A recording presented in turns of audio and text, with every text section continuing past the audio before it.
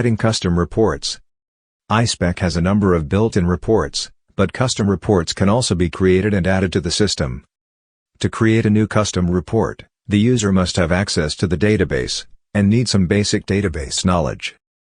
The easiest way is to contact iSpec support, who will help create a specific report. To add a report, click the Custom Reports submenu under the Administration main menu. After creating or receiving the report, upload the file, and enter an optional description.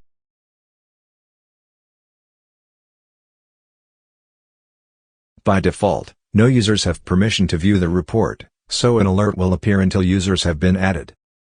The report can also be downloaded or deleted. Click the user access icon to grant permission to either all or individual users from a business unit. After granting access, click the Reports menu to view the new custom report. Just like the built-in reports, the custom reports can also be exported to a number of different formats.